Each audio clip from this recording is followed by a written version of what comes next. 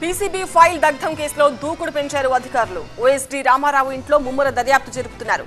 కీలక విషయాలు సేకరిస్తున్నారు.